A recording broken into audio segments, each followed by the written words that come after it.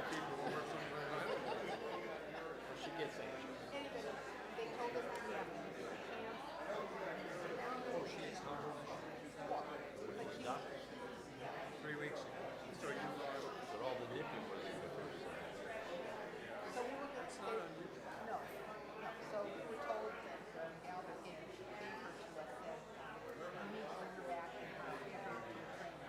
And we had it all planned. We were going to take it at 1 o'clock. Carl's back, drop her off. So we're going to keep it. Okay. Good. Great dog. She loves it. Yeah. Oh, God.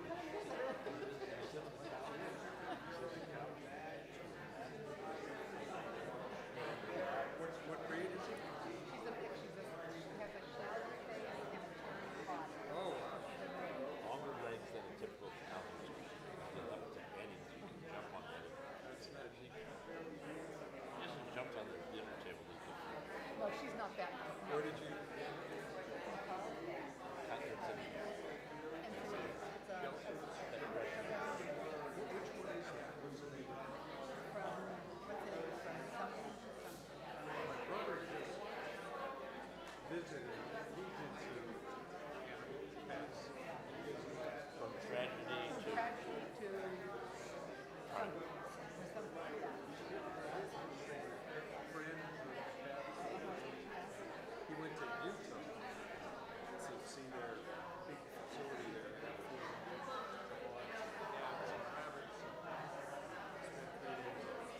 a lot of places up. I guess. We want all of those dogs. We were going to find her dogs. Yeah, and they're all part Chihuahuas. pit bull. Or pit bull. Chihuahuas and pit bulls. Or those countries. I mean, they Beautiful. have millions of these dogs. I wouldn't want to be. Batu would like it. We haven't. No. Gus? Yeah, we just got. It's only been a month. Long life. Yeah, she probably told you we had to replace all of our flooring. And I am tired of it all.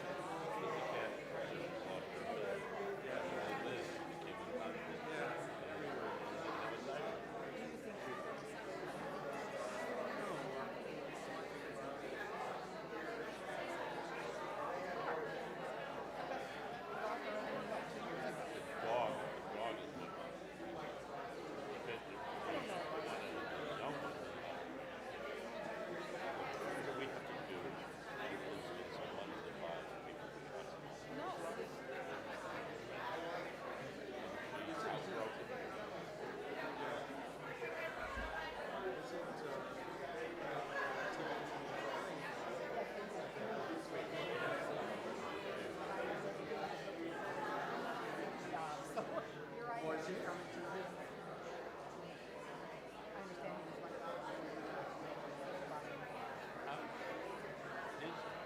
Look, the offshores of the city is already. And obviously, Monty is very concerned about the foliage incursion. Did you see comments? I haven't seen anything. Facebook. I don't know. Monty, I don't know. That's probably the game. Candlelight bit.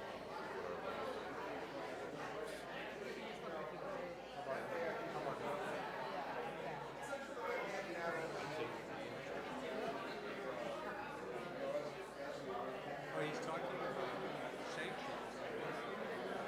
If our allies, NATO, match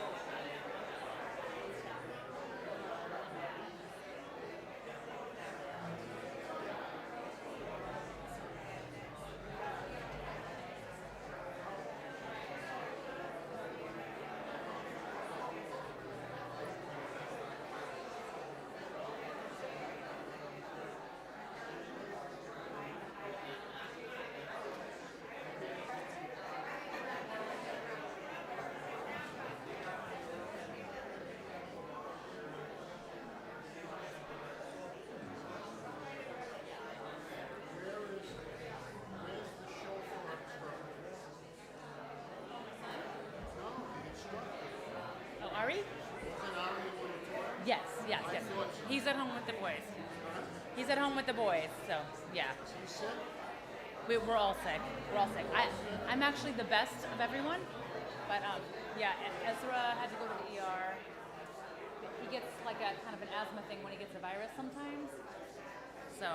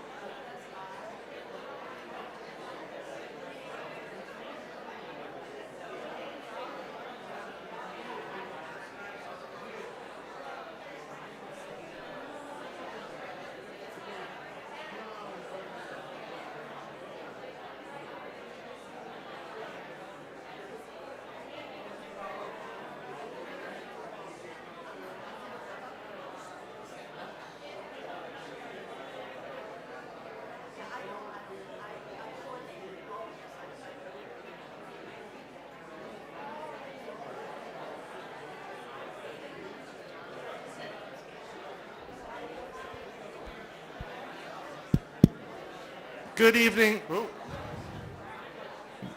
Let's try that again. Nope, not going to use that.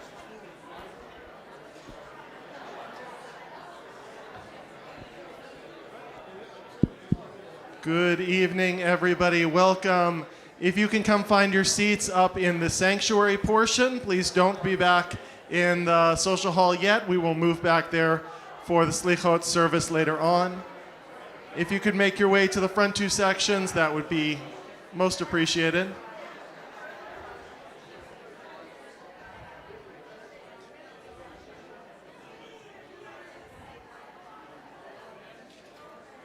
Welcome everybody to our Selichot program. Shh. Welcome everybody. We are going to get started because we do have quite a long program for the evening, both the speaker and then our Selichot service later on, and we want everything to run on time. So we are going to start with a brief Ma'ariv service, an evening service, and then we'll transition into Havdalah and hear from our speaker. The Ma'ariv service is found on page 264. 264, and please join with the cantor. Vehu rachum yechaper avon velo yashchit vehirba lashiv apo velo ya'ir kol chamato Adonai Hoshia HaMelech Yaneinu V'yom Koreinu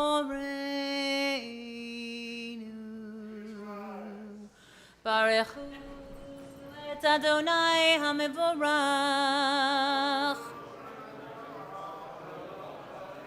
Baruch Adonai HaMevorach Leolam Vaed Baruch atah Adonai Eloheinu melech haolam Asher bidvaro ma'ariv arofim b'chokma u'potech sharim u'bitmonan mesaneh timachim mikazmanim u'meseder kofim mishortim.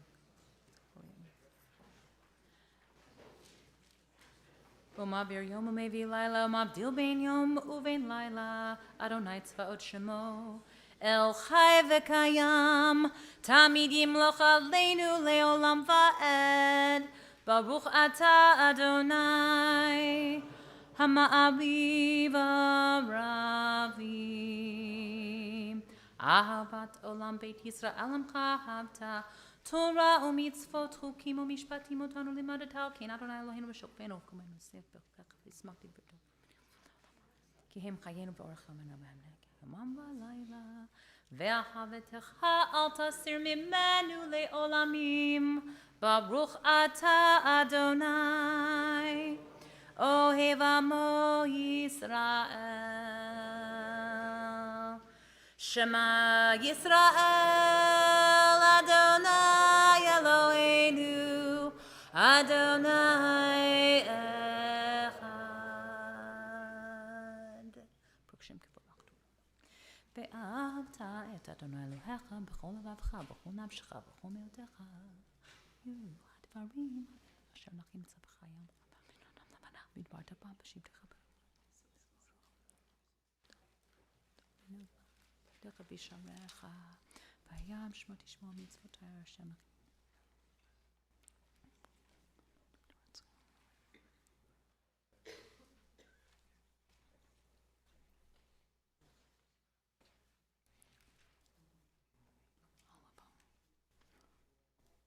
טוב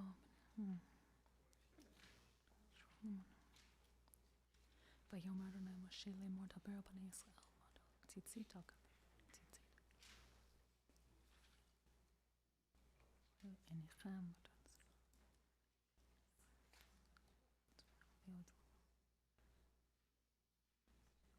אדוני אלוהיכם אמת והמונח כל זאת וקיים עלינו כי הוא אדוני אלוהינו ואין זולתו ואנחנו ייסע לעמו ותנו מיד מלכים מלכנו שים אל לפנינו Shenu. Hosig Edolotin Cheker.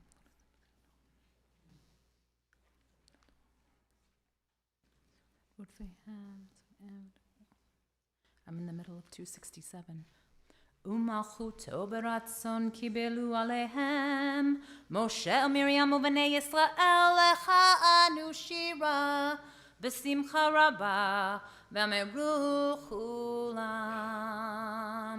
מי כמוך באלים אדוני, מי כמוך נדר בקודש, נורא תהילות אוסף אלה. מלכותך ראו בניך, בוקע ים לבני משה. זה לי ענו ואמרו, אדוני ימלוך לעולם ועד. ונאמר כי פדה אדוני את יעקב, וגאלו מיד חזק ממנו. ברוך אתה אדוני גאל ישראל. השכיבנו אדוני אלוהינו לשלום, ועמידנו מלכנו לחיים ופרסנו לנו שגה שלום ודרכנו בעצתו ומות. כן, בידינו הסרס, דבר וחרב רעה ויעקב. ושמור צאתנו ובואנו לחיים ולשלום מעתה ועד עולם. ברוך אתה אדוני שומר עמו ישראל לעד. 268. ברוך אדוני לעולם אמן ואמן. ברוך אדוני מציון שכן ירושלים. הללויה.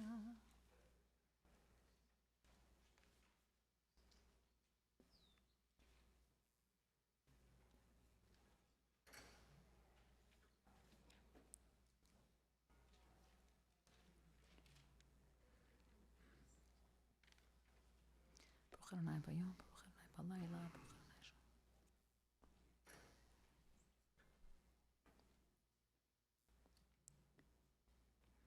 מלך ימלוך לעולם ועד. כי המלכות שלך היא, ולעולם עד תמלוך בכבוד, כי אין לנו מלך אלא אתה. ברוך אתה אדוני המלך בכבודו תמיד ימלוך עלינו לעולם ועד, ועל כל מעשיו. We're at the Kaddish on page 269, and after this we will lead into the evening Amidah, which is said privately. יתגדל ויקדש שמי רבה, בעלמא דברך ירותי והמליך מלכותי, בחייכון וביומכון ובחיי דכל בית ישראל, בעגלה ובזמן קריב, ואמרו אמן. יהי שמי רבה מברך, לעולם ולעולמי עלמיה. יתברך וישתבח ויתפאר ויתרומם ויתנשא, ויתהדר ויתעלה ויתהלל שמי דקודשה. ברכו לאלה מן כל ברכתה ושירתה, תושבחתה ונחמתה, דאמירן בעלמה, ואמרו amen. The Amidah begins on page 270.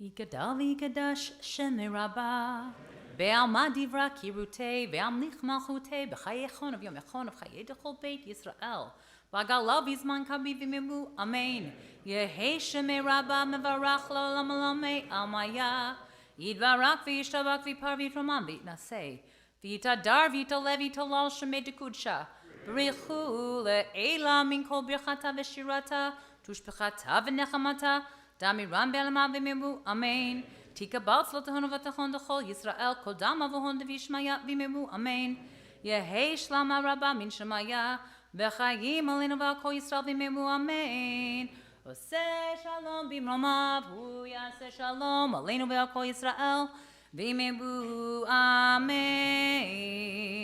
281 Aleinu leshabech ladon hakol Latei gedula liotzer bereshit Shelo asanu kegoye haratzov v'lo samanu komishpechot adama Shelo samchel keno kahem v'gorlenu kachamanam V'anachnu kore'im v'mishpachadim v'mudim Livnei melech malchei hamlachim HaKadosh Baruch Hu Shehu nodeh shamayim v'yoser haaretz u'moshe v'karov b'shamayim Yimal shkina tetzub Amen Kenu efes lato kakatu b'torato yada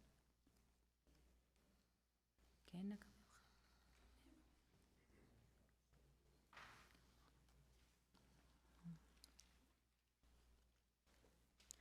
Kakatuv b'toratecha Adonai yimloch le'olam ba'ed V'ne'emar b'haya Adonai l'melech al kol ha'aretz Bayom hahu yihi Adonai echad U'shemo echad If you are in mourning or observing a yard site, please join with me on page 282 for Mourner's Kaddish. Yit gadal v'yit kadash shemei rabbah Ve'alma divra kirutei, ve'amlich malchutei, b'chayei chon v'yomei chon v'chayei dechol beit Yisrael, ba'agalau v'zman kariv v'miru, Amen. Yehei shemei rabba mevarach la'olam olamei almaya, yibarak v'yishtabach v'yitpa'ar v'yitromam v'yinasei, v'yitadar v'yitaleh v'yitalal shemei dekudsha brichu, Le'ela min kol birchata v'shirata tush b'chata v'nechamata da'amiran b'alama v'miru Amen Yehei shlama rabba min shemaya v'chayim aleinu ve'al kol Yisrael v'miru Amen Oseh shalom b'mromav Hu ya'aseh shalom aleinu ve'al kol Yisrael ve'al kol yoshvei tevel v'miru Amen Amen. Before you get too comfortable, we are going to get together for Havdalah. We'd love to invite everybody who feels comfortable to make their way up to the front. Let's kind of make a Havdalah huddle. And we'll close out this week and begin together the week that is to come. So if people can make their way toward the front, from off on the sides, thank you so much. Come over and join us.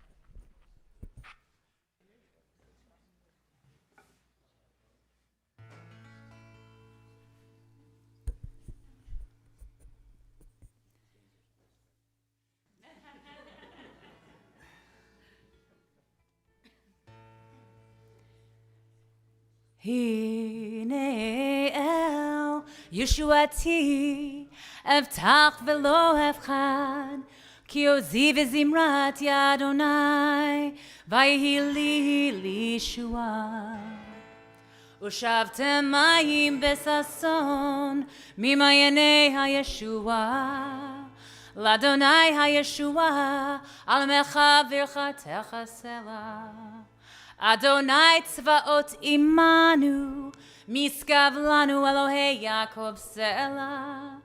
Adonai tzvaot ashrei adam botech bach, Adonai Hoshia, Melech Yanenu, Veyom Koreinu. LaYehudim Hayata Ora V'Simcha, V'Sason Vikar, Kain Tielanu, Kos Yeshua Desa, Uvshem Adonai Ekara. Ya ya ya na na na na.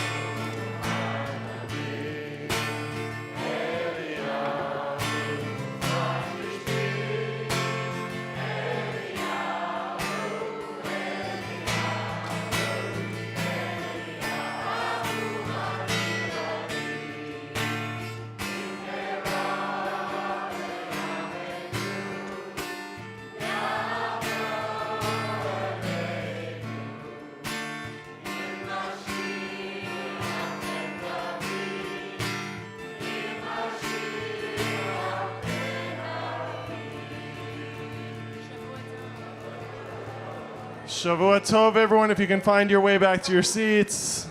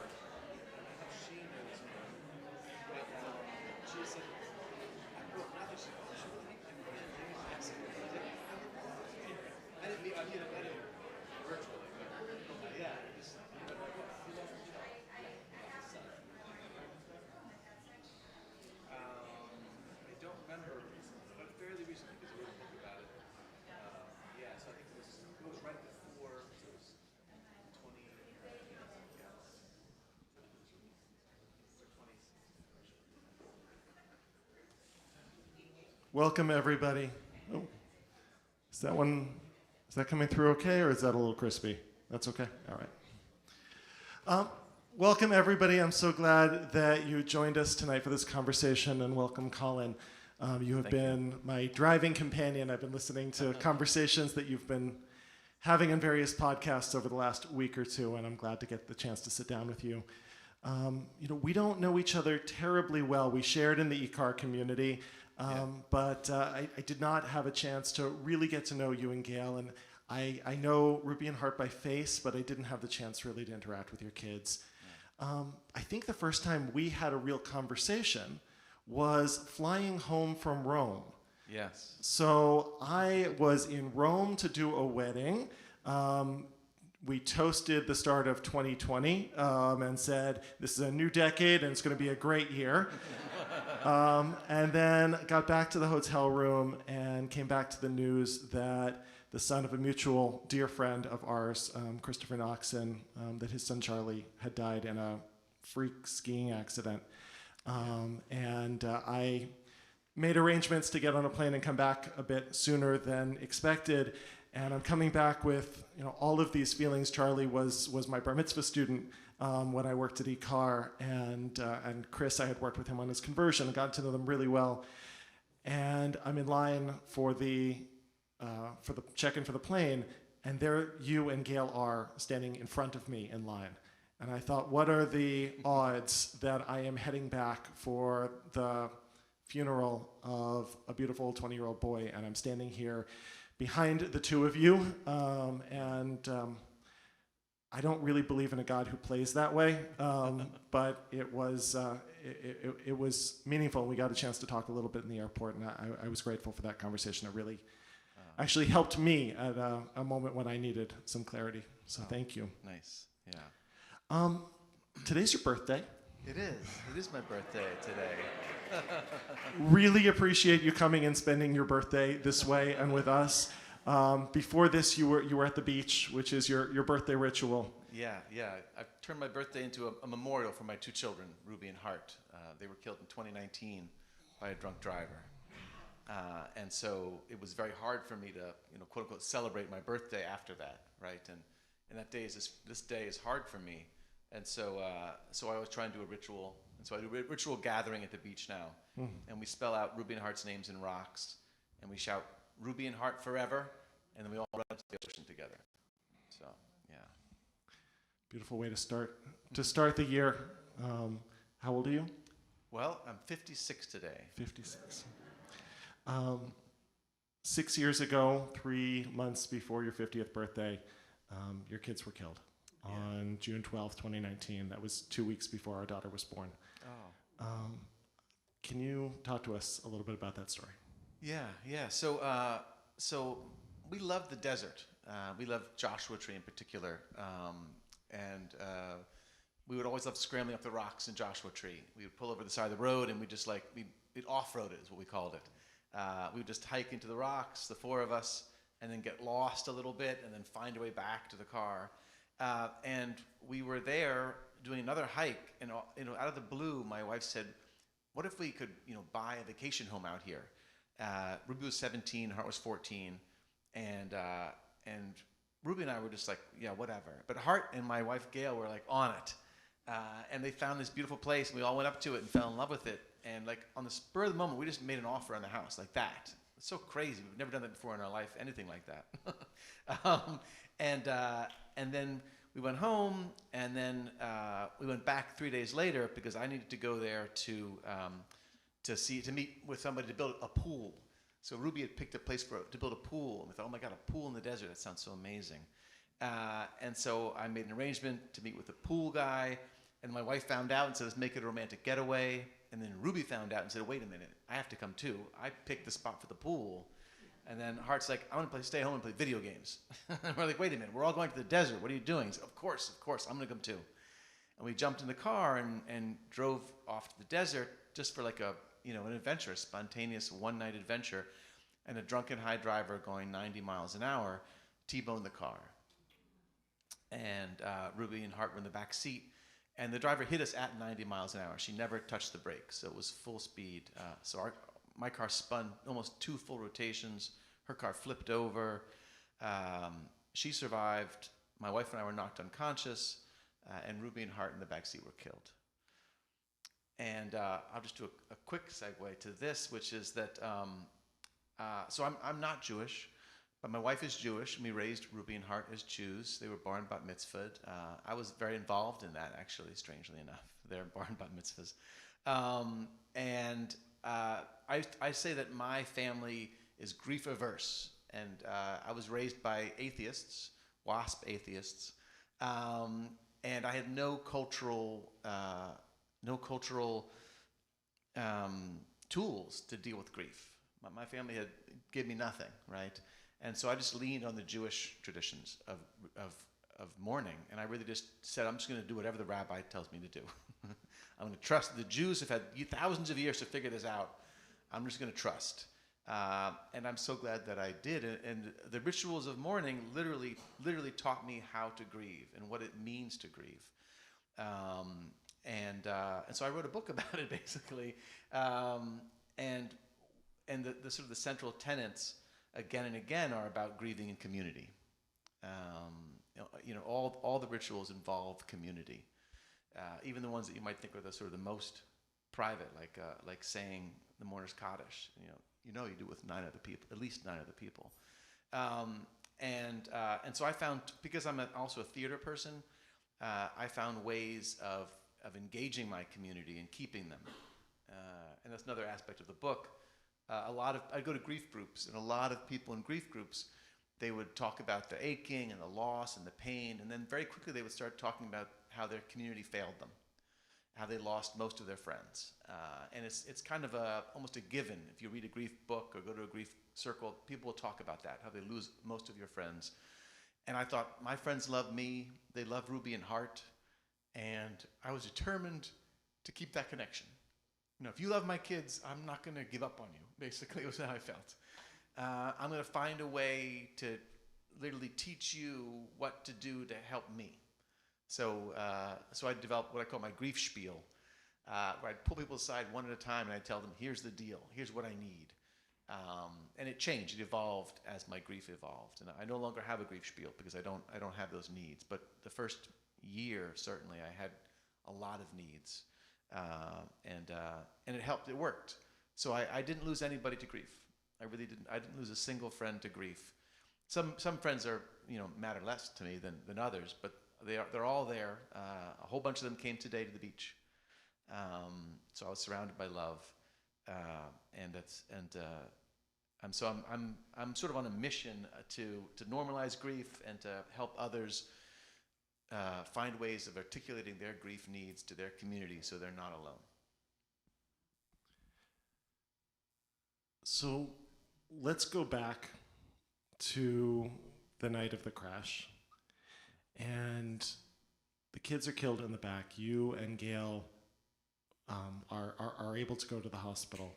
And you describe a really powerful scene in the book of sitting down with one of the doctors in the pediatric ICU just after you had learned that not only had Ruby died, but Hart had died.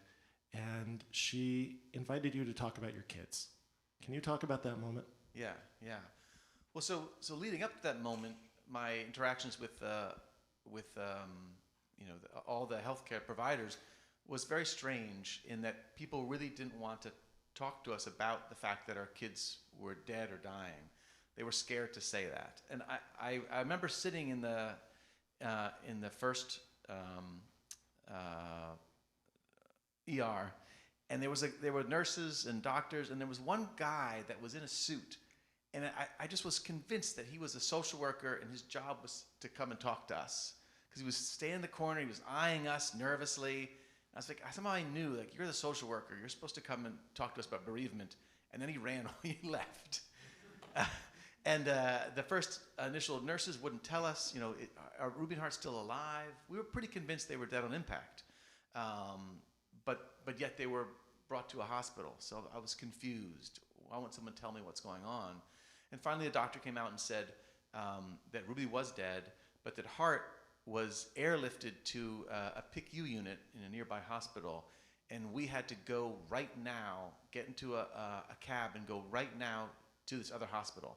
And he said, normally I wouldn't release you because you have injuries, you're just in a car crash, and you need to be observed, but you need to go right now. And I'm not going to give you any medicine because if you feel a lot of pain, we need to know that. So we were just sent off with Tylenol, basically, and put into a cab.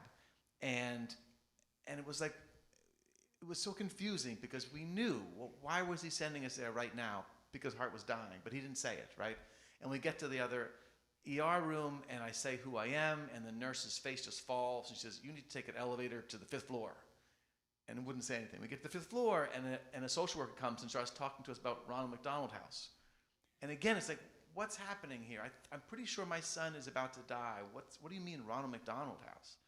And so finally, when this doctor comes in and says, your son has 3 life-ending injuries, and we can't keep him alive, and he's just on life support, just so you can come and say goodbye to him, will you please tell me about Ruby and Hart?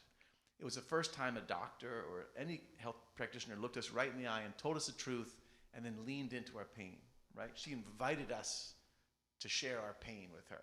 And it seemed so brave suddenly compared to everybody else. It was like, oh, this is what's supposed to happen. And Gail and I started telling Ruby and Hart stories. And I realized in that moment just how powerful it was, how smart it was for her to ask us to talk about Ruby and Hart, because it gave us agency.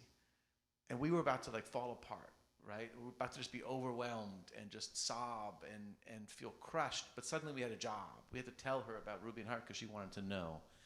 And that agency was something that still stuck with me.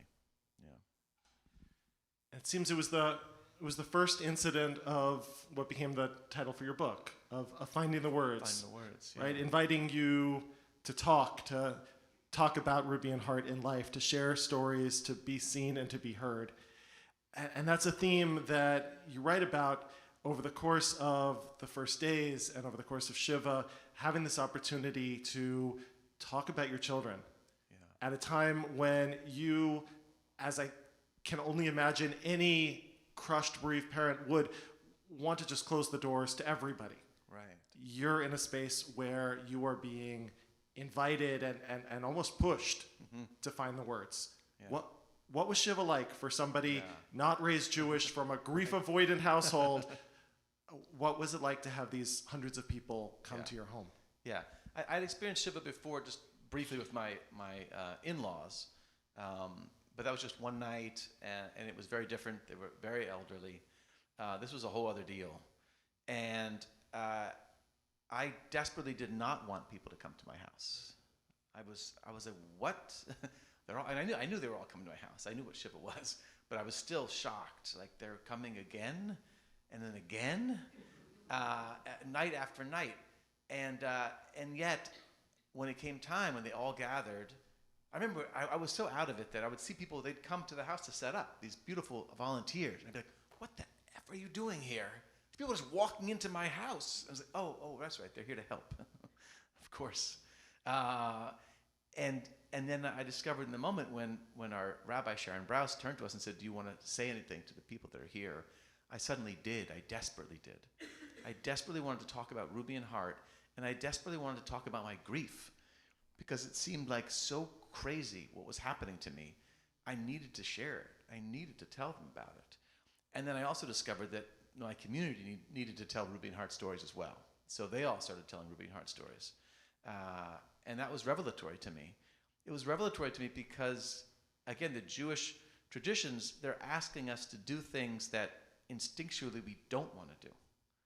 We want to protect ourselves in that moment. We want to close off the world and hide.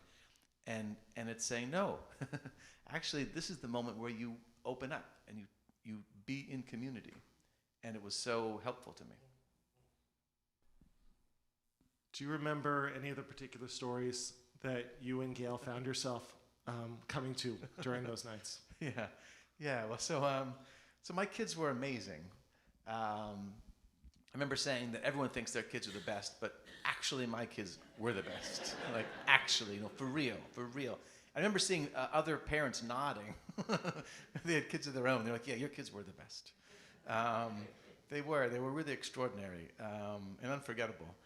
And so Hart was a clown of a character, and he would do all these characters. He was a born actor, and he would launch into these characters. They all had names, and all his friends knew their names. And so they'd call out. They're like, "Do Sarah," and suddenly he would become Sarah, this crazy, very basic girl who loved makeup. And he had all these characters, and one of them was, oh my God, I was basing on her name now.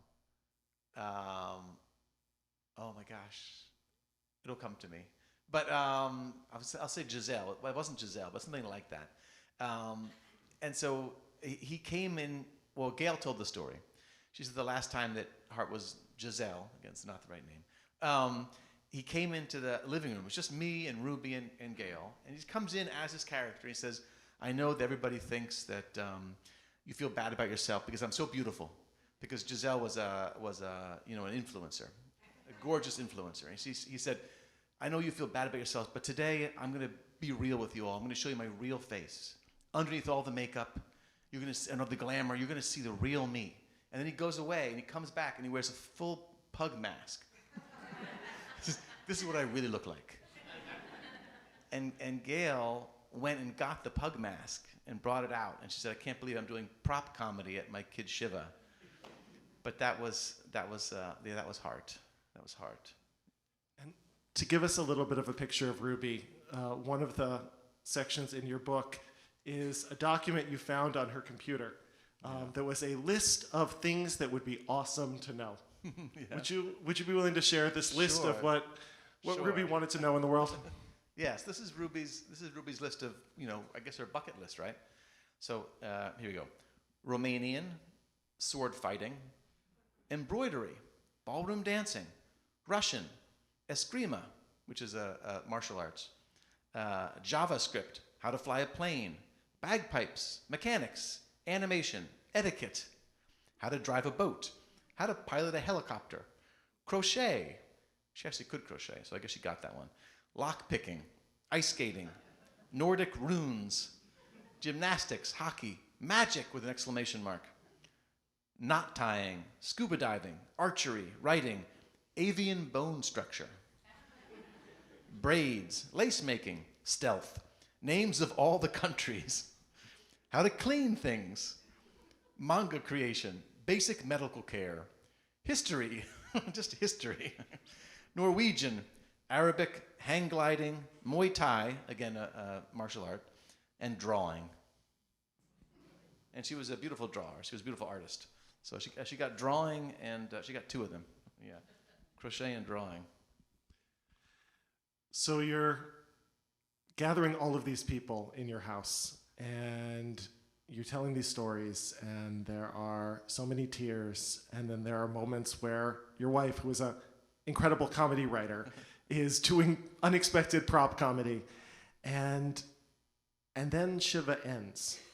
Yeah. And the closing of Shiva is this ritual of walking you out of the house and reintroducing you into the world. And you write about that as really profoundly powerful and a little bit, what was the word you used? Kind of a disruptive, transgressive ritual. Yes. Can you talk about that moment, what it meant to have your community walk you out? Yeah. So we live in a Silver Lake neighborhood of Los Angeles, and the blocks are kind of big and the streets are windy.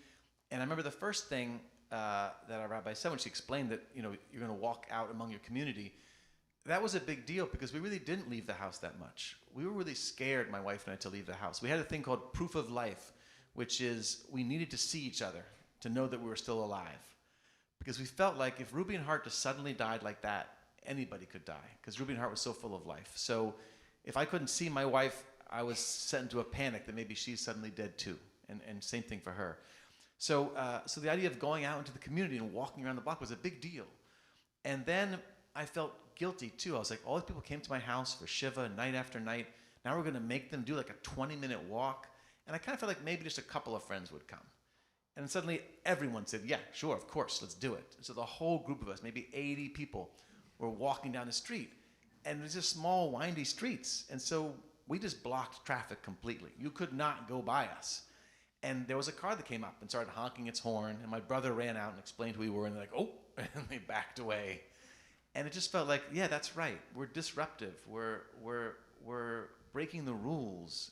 And that kind of felt like an important part of grieving as well. And I've since talked to a lot of other grievers who also have rituals that are a little transgressive. They do things that kind of break the rules a little bit. And that felt right to me. Yeah. You talked about the friend who breaks into their kid's school. Yeah. What's that story? Yeah, this friend is a real rule follower, this friend of mine. And she told me that her sister died, and the school had a special for seniors. She was a senior in high school at the time. And she had her own little parking spot. And so after she died, her sister and her parents went and they painted the Lion King on the spot, just as because her sister loved Lion King. And it was this beautiful thing, and everyone could come there. And then next year, the school's like, well, time to paint that over, right? That's the end of that. So they painted it over. And so every year, her family would sneak up over the fence and then repaint it. Every year, they kept doing it. Because they're like, And the school kept painting back over it. it. Kept painting back over it. It's like, what are they thinking? But I don't know, bureaucracy, I guess. But there's a kind of smack you in the face metaphor there of the way in which you're allowed your time to grieve. Here is your 7 days of Shiva. Right. At the end of it, we're going to walk you around the block, and then go grieve, right? Yeah. And you talk about the way, and I hear this a lot from so many people, that once the structure, which is so beautiful, which is so powerful, once that structure starts to fall away, that's actually, in a lot of ways, it gets more challenging rather than less. Can you talk about, so where did you and Gail find yourselves the first night that your house wasn't overrun with community? Yeah, well, we were terrified even before Shiva ended to be alone in our house. So Gail has 2 older sisters, and they took turns and they slept at our house. And it's so strange to think about that we were scared to be in our house. It doesn't make any sense intellectually, because we were alone in our house before Ruby and Hart were born, and we're adults and we're not scared of the dark, right? But we were terrified to be alone. So there was that, and then there was the strangeness that during Shiva people would talk about Ruby and Hart. Oh, I have Ruby and Hart memories, and they'd ask us about our grief. And then Shiva ends, and suddenly people are scared to talk about Ruby and Hart. They're scared to say their names because they're scared that they're going to cause me pain. They're going to, quote unquote, remind me that they're dead, right? So that was part of why the spiel was invented, because one of the first things I said was, I need you to talk about Ruby and Hart. I need you to say their names. So talk about this grief spiel, because it is also a little bit transgressive, right? Yes. To tell people what you need, we're supposed to politely hold back and hope that people know what we need. But you and Gail were quite direct, and you include in the book some emails where you give people, the word in Hebrew is tochacha, which is like a direct, loving rebuke that says, no, this is what I need from you. Yeah. Can you talk about, how did you come to develop this grief spiel? What was in the grief spiel? And what did you do when needs weren't getting met? How did you help people kind of find their way back to you? Yeah. So the grief spiel kept changing. The first grief spiel was literally say their names, and that you can talk about something else for 5 minutes, but then it has to come back to Ruby and Hart and my grief. That's how our conversation has to be that. But then I would discover these little things like people would start to talk about their losses as a way to connect with me. I always understood intellectually what they were doing. So they'd say oh, my cousin died 10 years ago. And I'm like, your cousin died 10 years ago? I don't care. My kids died last week. What does that mean? I knew where they were coming from, but I just couldn't hear that. I didn't want to hear it. I had no space for their grief. I didn't want to hear their losses. And it sounded like they were comparing their cousin who died 10 years ago to my 2 children right now. So that was part of the spiel. And I won't say it here because I'm in a holy space, but I cursed as well in my spiel. I said, I don't give a blank about your your dead cousin or your dead dad or Your cat. Your dead cat. We had friends these 2 lovely people who were so supportive, but we knew their cat had just died. And we knew that they were destroyed by their cat dying. And we knew we did not want to hear about that effing cat. So I put it in the spiel, and it worked. It totally worked. And then I also found that people were too scared to cry in front of me because they were worried that if they started crying, I would start crying. and they thought that that was bad. They thought that that crying is somehow bad for me. And so it would be so weird. I'd be talking to them. They'd be all upbeat. They'd sneak off to the bathroom, and then they'd start weeping. I could hear them. I could hear them weeping in the bathroom. It's like, what are you doing? And so I had to explain that entered my spiel, that it's okay to cry in front of me. It's okay if I start to cry. I need to cry. I cry every day. You're not hurting me. Also, I want you to talk about your kids. People were scared to mention their own children. And that made me feel like I was isolated from their lives because they were so scared to update me about what's happening with their life. So I said, I want to hear about your kids. What other things did my grief spiel change? I think those were the major changes. And then now I'm very happy to hear about other people's grief, and I'm very happy to not happy, but I'm I'm very open to hearing about their grief, about their pets, anything, honestly, but not an early grief, not an acute grief, no way. So it changes. I mean, it's such a grace-filled act to give people guidance because it is so hard to find the words. It is hard to find the words in the loss of your 80-year-old cousin. It is hard to find the words in the loss of your cat. How in the world are you supposed to find the words in the loss of something so unfathomably tragic as what happened to your family?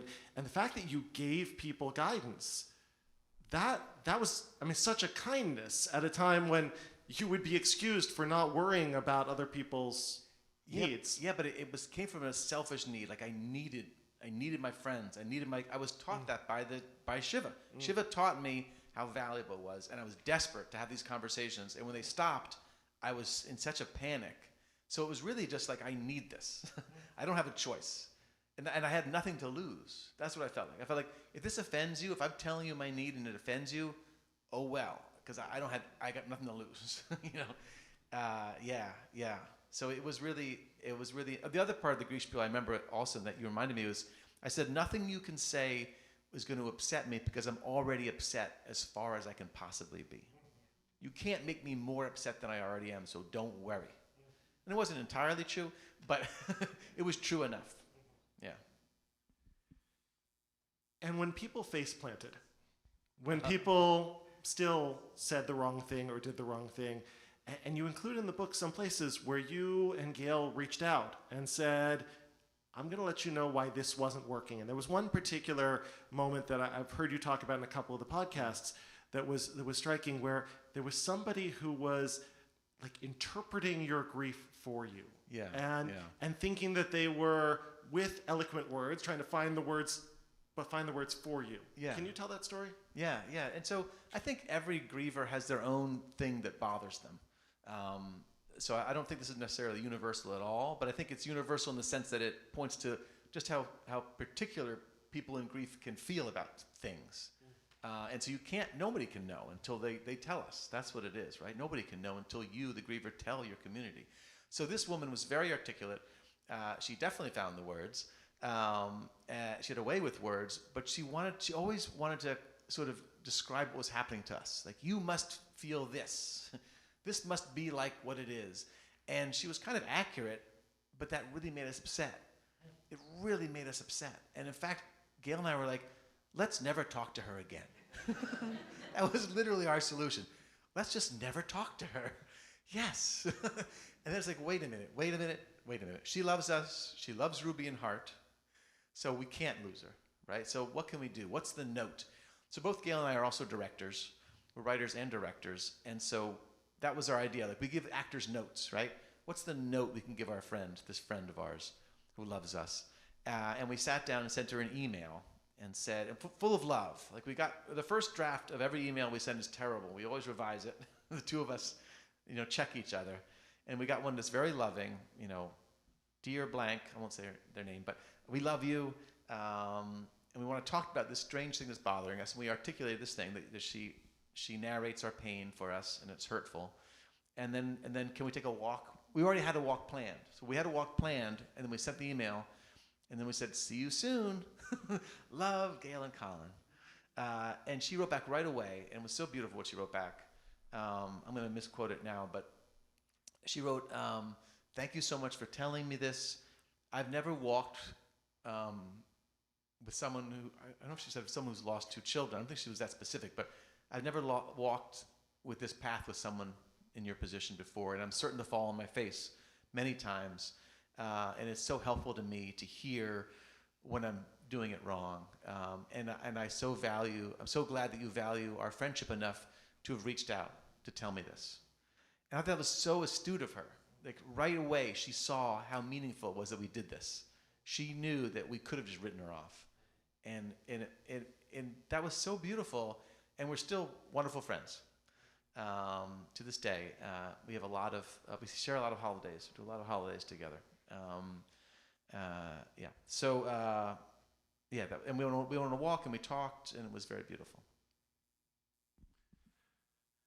So not only did you give your friends and extended community guidance and tips and redirect notes in how to be with you in grief, you decided to produce this book and then also a play for the world. Yeah. What is it that you wanted to teach? Not just the circle of the many, many hundreds of people who love you, but extended circles out there in the writing of this book and in the play. What notes are you giving everybody? I think, I'd go to grief. I haven't been to grief groups for a while, but I went to a lot of grief groups. I went to a MAD grief group. I went to 2 different Compassionate Friends grief groups. I went to our house. And in all these grief groups, there were so many people who felt so alone. And it broke my heart to see them so alone and so anguished and so bitter about how their community failed them. And so I thought, I'm sure that you can reach out in grief. You can reach out to some people, and they're not going to rise to the occasion, right? There are definitely people who just can't come through. They can't do it, and I have some of those in my life, but I've accepted their limitations, and I get whatever I can get. That's how I think about it. I think about it very greedily. I'm like, I'll get whatever I can get from you. If you're going to come to my birthday memorial gathering once a year and that's it, great, I'll take it. I don't want to cut you out. I want you there. I'll take it. So being accepting of people's limitations has helped me. But I really wanted to help other people in grief. That I think was my main motivator to writing the book. I thought I had something to share.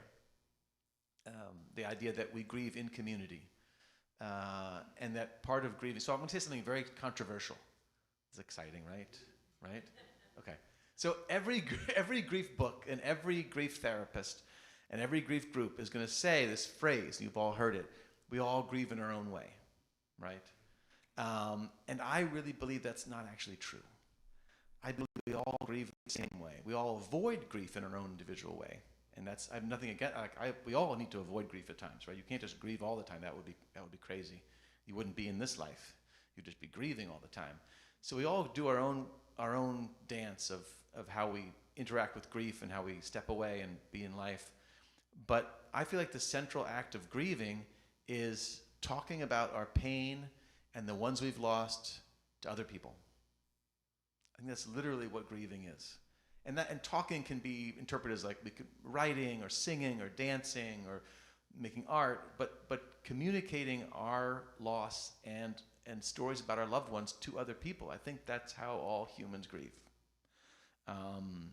So I wanted to just share that kind of idea that help people to do that. Yeah. Who have been some of your teachers? Right? Your kids are your greatest teachers, and this experience has been, I'm sure, the most unwelcome lesson anybody could learn. But you have encountered, and you record some of them, people along the way who gave you some of this wisdom. And I know this community who's gathered here. You have people who are gathered here who have lost children. Mimi is marking the 30th yard site of her son. Howard is here together with his partner Joan on the 8-year anniversary of his granddaughter Hillary's death, who was the president of the youth group here. Wow. There are people here who have walked this journey, and I know you encountered parents who had lost children who had been of service to you and guidance to you.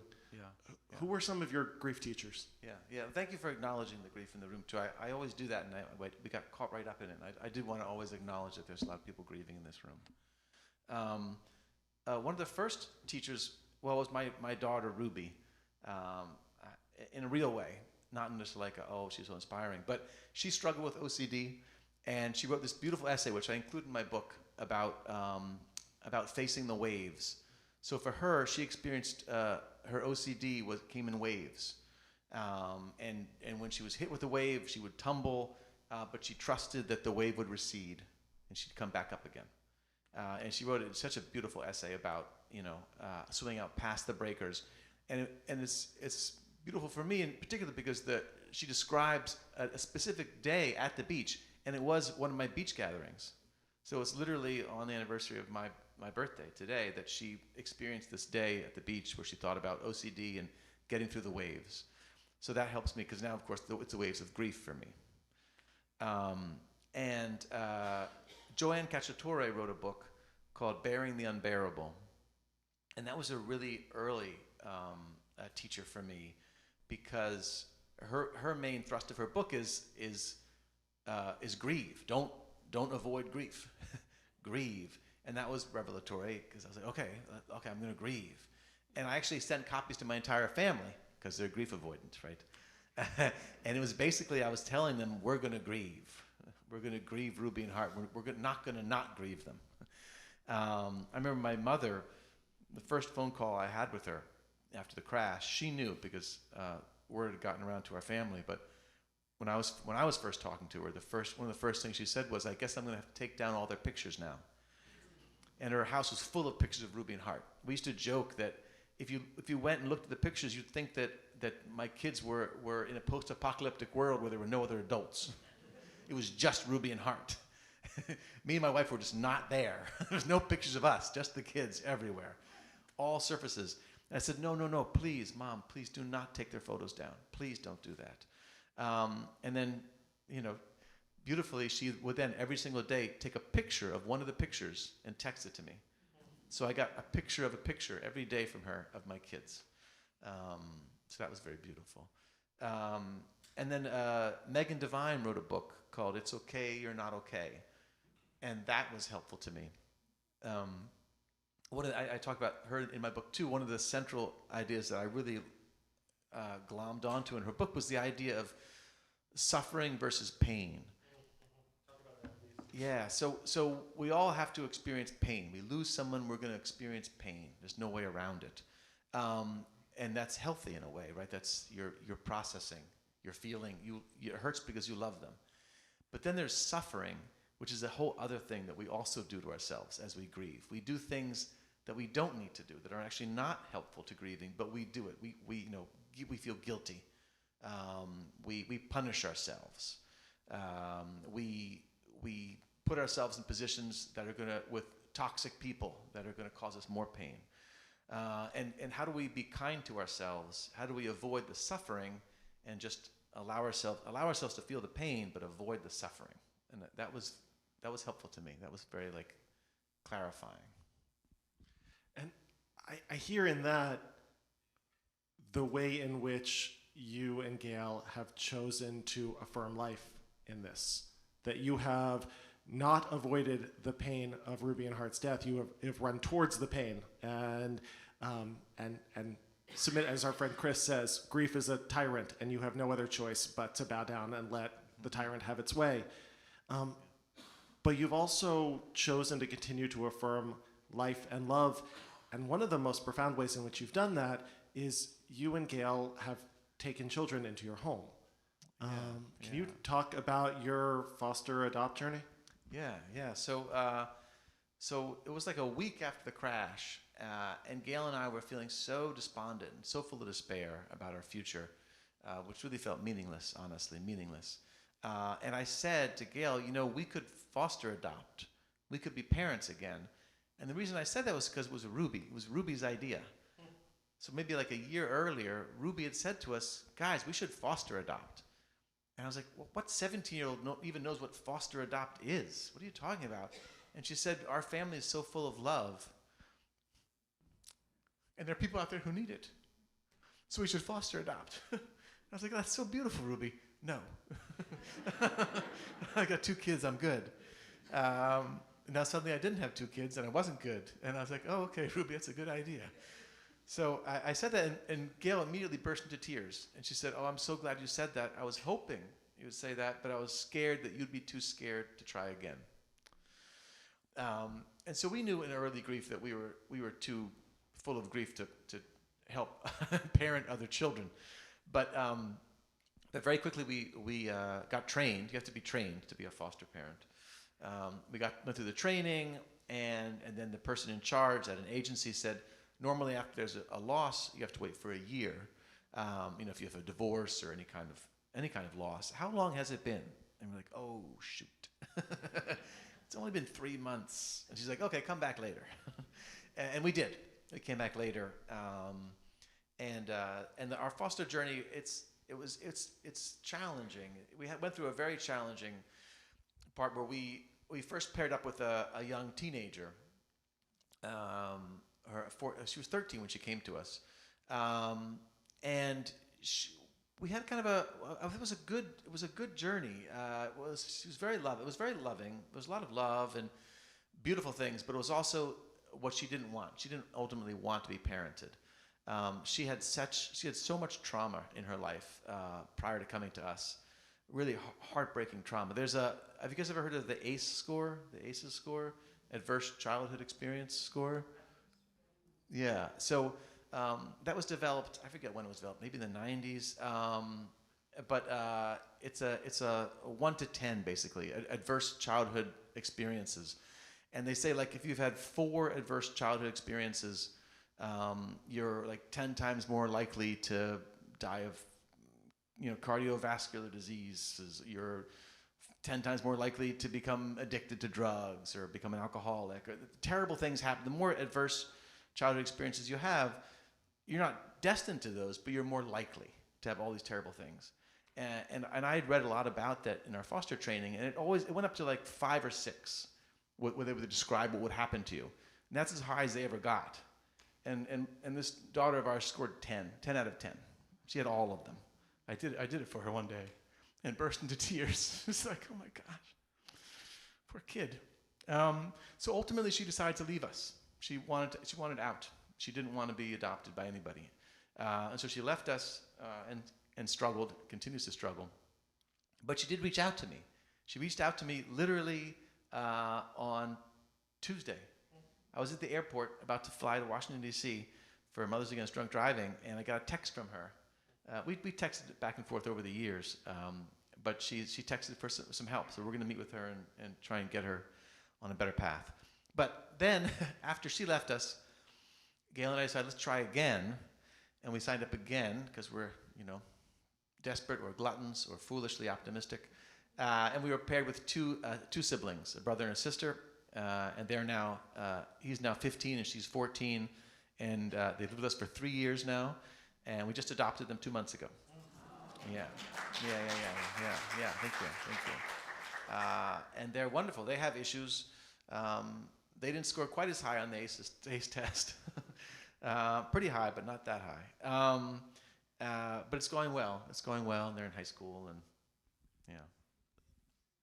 So that's beautiful. And what does that mean for you to have these 2 children who are now your children, who are sleeping in the bedrooms of your children? Yeah. How do you wrap your mind around it? How do you talk about that as a family? It's very complicated. It's very complicated and a little beautiful. For example, my son Andrew, he graduated 8th grade. It was literally on June 12th, which is the day that my kids were killed.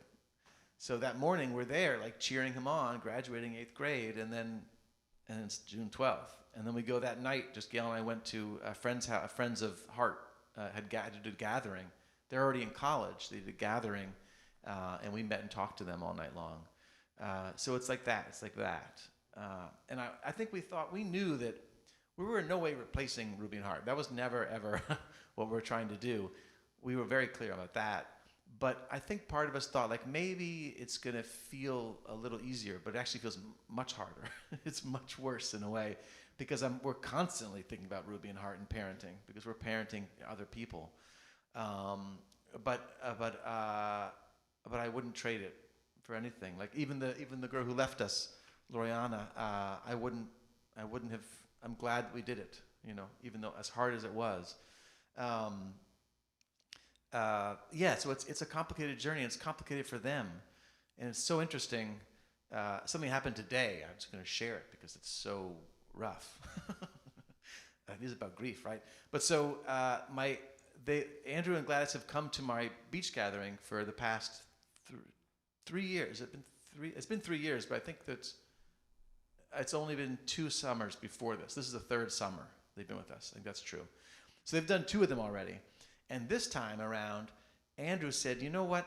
Well, first Gladys said to Gail, I don't really want to go. I'm going to feel socially awkward. None of her friends were going. Her friends that came in the past years. None of her friends were coming this year for whatever reason. She said, I'm going to feel socially awkward, but I know it's important to Colin, so I'm going to go. And Gail's like, wow, that's so mature of you. Okay, great. And they drive like 3 blocks, and Gladys says, actually, I don't want to go. I can't go. And Gail's like, okay. And she brought her home. And then Andrew, the same time, said to me, sometimes your friends, they look at me and I can tell they're thinking they wish that I was Heart. And he'd never spoken about this ever before. It's been 3 years we've been living together now. And I'm like, oh my God, that's terrible. That's terrible. No, we don't want you to be Heart. No, we want you to be you. We want you to be Andrew, not Heart. You're totally different people. And he's like, yeah, but I think that's what they're thinking. And I'm like, are you sure that you think that's what they're thinking? Or is that what you're projecting onto them? He's like, oh, maybe. I'm like, oh, okay. All right, we need to have a longer conversation about this. So we're going to have a long conversation tonight about this or tomorrow. So it's hard. It's hard for them, right? It's hard for them. And it was a real wake-up call for me because a lot of my approach to life is about grieving. So I grieve very openly, and I talk about grief a lot, and I go to grief events. Andrew and Gladys know that I'm here talking about grief and grieving. And I always thought it was like, isn't this great? Because you're grieving your loss too. They have losses. And look how nice it is to be open and talk about grief. But now I'm like, oh, maybe they're thinking this is all about Ruby and Heart. And this is like a Ruby and Heart thing that I'm doing. And maybe they're feeling alienated. And I need to like calibrate my grief work because I do a lot of grief talks. So that's something new. Suddenly navigating of like, oh, right. I'm such a proponent of the healthiness of grief and grieving publicly, but now I'm thinking maybe I have to talk to Andrew and Gladys about this journey and just how much am I going to be grieving so openly around them, I don't know. So it's complicated. I mean, everything you describe in this book is messy. Everything about this journey is messy and complicated and counterintuitive. And there is this profound beauty that runs through it in the way that your love for your kids is so profoundly strong, and the way in which your love for Gail and Gail's love for you is profoundly strong, and the way that the two of you, filled with love, are creating a next chapter of love. And who would expect that to be simple?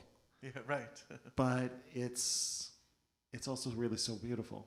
Oh, thank you. Yeah. I want to say one more thing about couples, because there's some couples here who have experienced grief and loss. I was told several times by some people, my therapist even, said, most couples divorce after the death of a child. And I heard it over and over again.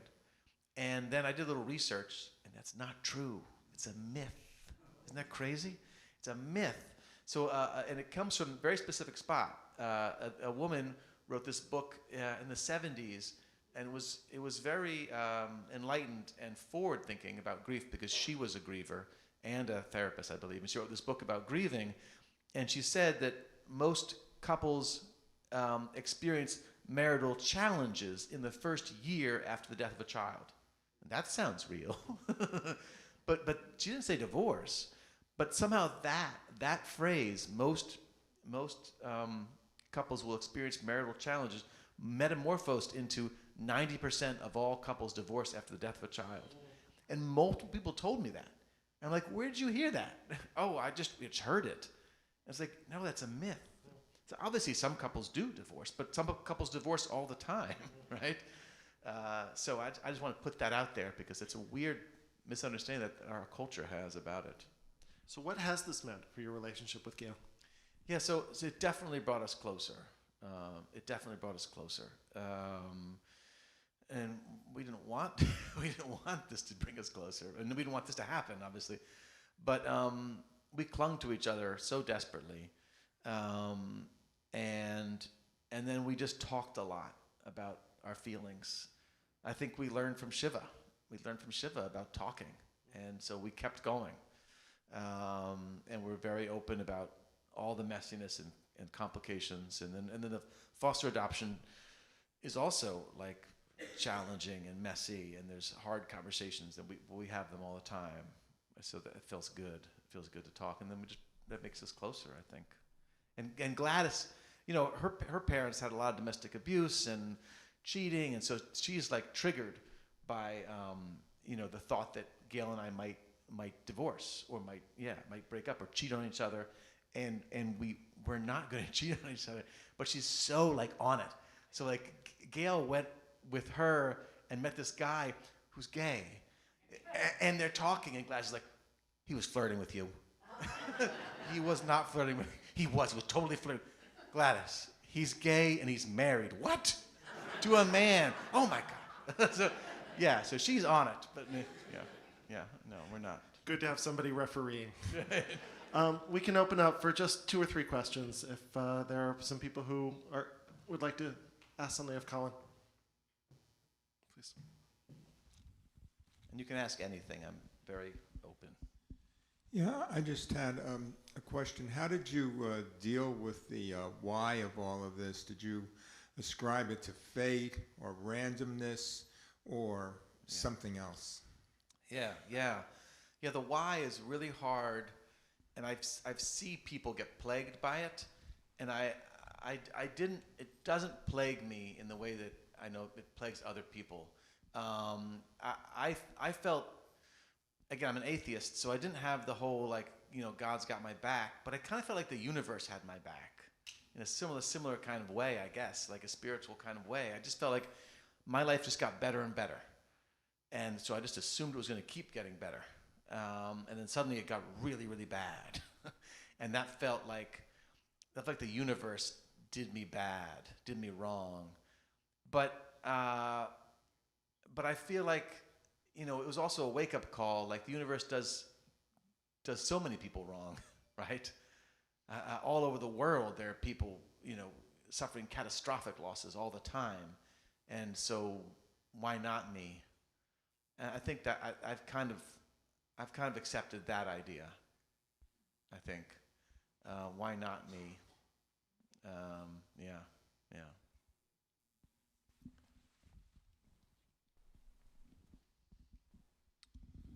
What did the system do to the drunk driver? She was charged with 2 counts of second-degree murder. So that was kind of rare for a drunk driver to be charged with murder because, but in California we have what's called a Watson law, which is if you are convicted of a DUI, she was a repeat offender, which is so often.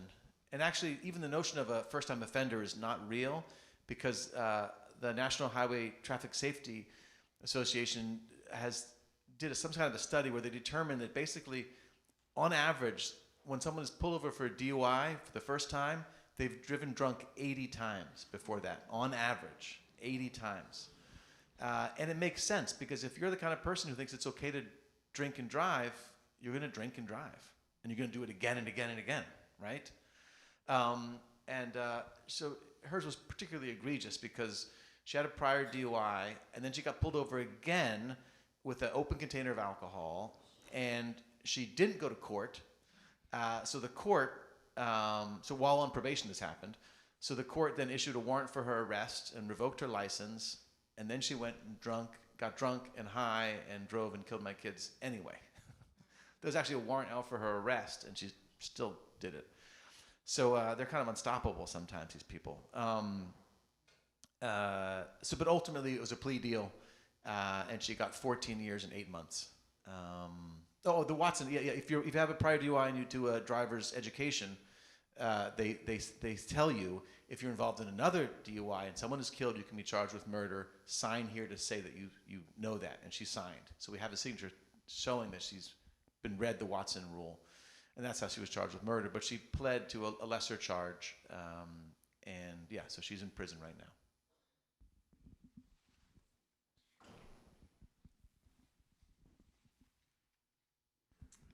So I have a very close friend that I grew up with, and in 2017, his son, who was a med student, went to South America, and he went missing.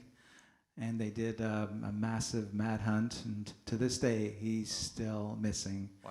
And I have 3 kids of my own, and whenever I speak to him, for example, my son and I went to a baseball game, or we went camping, and I feel bad about speaking to him about that or sharing that with him. Mm-hmm. So am I right in not sharing that with him? I don't know how to navigate that with him. You feel bad sharing about that you went to a baseball game with your son? Yeah, that I had a good experience with my kids. Yeah. I feel like, if I tell him what a great experience I had with my kids, that's just going to make him feel bad. Right. Well, I think it's nice. It's probably nice for him to be in the loop.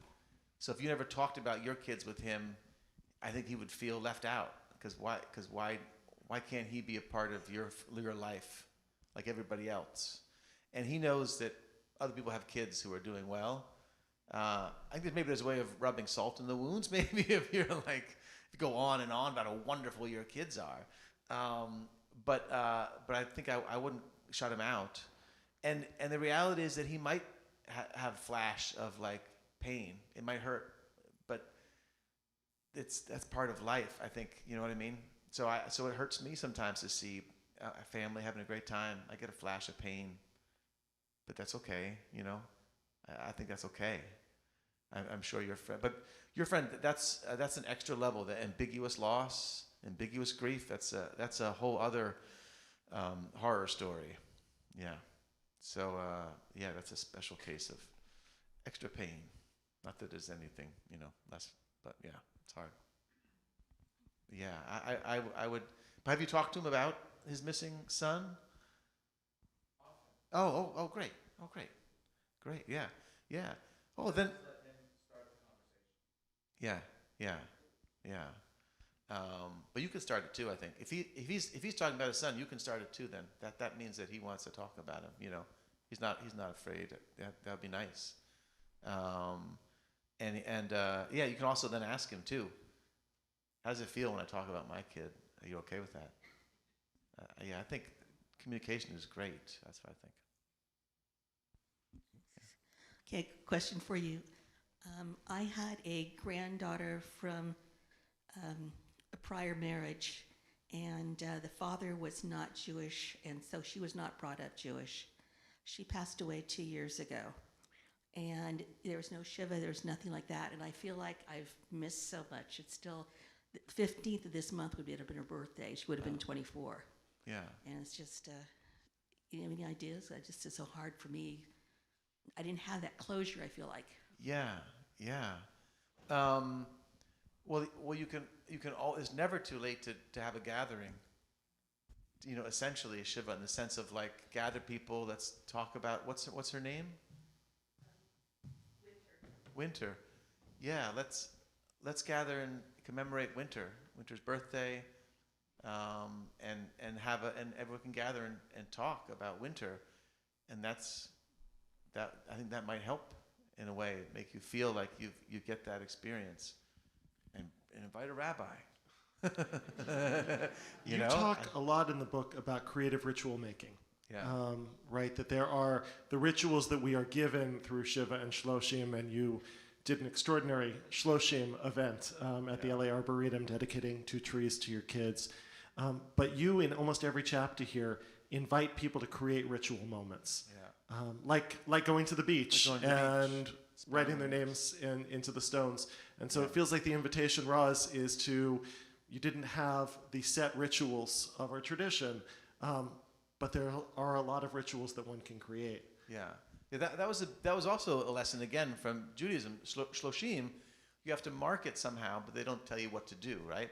And it was like you have to invent your own. What are you going to do to mark the end of Shloshim? And that was like an invitation for me and Gail. We're, again, theater kids, but like, oh, we can make our own rituals and craft it in a way that's meaningful to us and to Ruby and Hart. What would they want, you know? What do we want? What do they want? And that was like, I became kind of a little bit addicted to ritual gatherings. So we're going to have to bring this to a close, and I know there are some other questions to be asked. I want to encourage you to pick up a copy of Colin's book. There are copies out in the front with a Venmo to be able to pay for those. If that's not something that you know how to do, come talk to me and we'll figure out how to get you a copy of the book. But it is a really profoundly powerful book, as all of these insights that you offer and tools, very specific tools that you give to anybody who experiences profound loss. We also, by the way, back in that spiritual recharging station, that bookshelf that's always available, there's been a copy of your book for the last 3 years, and anybody who wants to find their way over. I want to just ask, as we bring this to a close, one of the things that fascinates me is the way in which different memories rise and recede as somebody moves through a grief journey. Yeah. What are the memories that come at a funeral, and what are the memories that come at Shiva and at Shloshim and at an unveiling a year later? Yeah. You're 6 years out from losing your kids, and you live with them every day, and you live with the memories and their presence. But I imagine certain memories are rising right now to greater prominence, that you're finding connection in particular ways to this moment that maybe weren't true a few years ago and might not be true into the future. Other things might take their place. Yeah. How are Ruby and Hart most present to you right now? Yeah, that's great. I remember the early days. I was scared because I couldn't remember them at all. Like the first couple of weeks, I was like, "Oh my God," because I was traumatized. And then the memories come back. But just today, someone came up to me at the beach, and there was a card. They have a card from Hart to his friend, and he wrote it in Hart language. They said he wrote it in Hart speak. So if you read it, you become Hart, because it was ridiculous and nonsensical. And then they gave the example. They started talking like Hart talked. And I'm interested now, like, in just thinking about like the everyday, like not the amazing times we had, but just the simple times we had, just little moments. So I think about that, just like I was thinking. I wrote just today, actually. I wrote about we went to this place, the Coral Dunes, and they rolled down the hill. These sand dunes acted ridiculous, but in different ways. Yeah, just the little moments. That's what I'm thinking about mostly. Everyday moments. And you describe in your book walking by their rooms at night and blowing a kiss. Yeah. I don't do that anymore because I have Andrew and Gladys are in their rooms. Yeah, but for the first year or so, every night I blow them a kiss goodnight. And I talk to them every now and again, though, for sure, but not every night. Yeah. Well, I want to thank you so much on your birthday of all days. Thank you. Coming to spread your wisdom, coming to spread Ruby and Hart's love. I really want to commend the book to everybody who's here. In the appendix, you include both the eulogies that your wife and you gave, and then a talk that you gave to teenagers at Hart School. Campbell Hall, talking to them about what it is to lose a friend, and offering them just affirmation and love at a time when they really profoundly need it. And it's that overflowing chesed, that overflowing love that for you seems to find its way out into the world, now into Andrew and Gladys, and into all of our hands in reading your words. You have taught me in reading your book and listening to your podcast now in this conversation. You have taught me how to be a better rabbi, and I aspire to live up to some of the guidance that's here, and I think you can be a teacher to so many of us, and that's a gift that you never would have wanted. No, but I like being grief ignorant. Yeah. That was a nice life. I remember it. I can remember that feeling. But since you find yourself here, it is a grace. Oh, It thank is. you. So thank you so much, Colin, for spending the evening with us. We really appreciate it so very much. Thank you. Thank you. Thank you.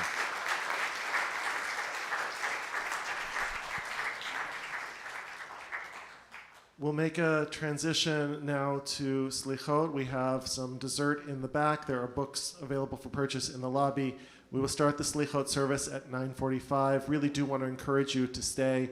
The purpose of this speaker program, which we do every year, is to stretch our hearts wide, to be ready for the receiving that comes with Selichot. I really feel that all of our hearts have been stretched tonight, so we are ready to make that transition. So we'll have just about 20 minutes before we'll get started with Selichot. Thank you, everybody, for being here.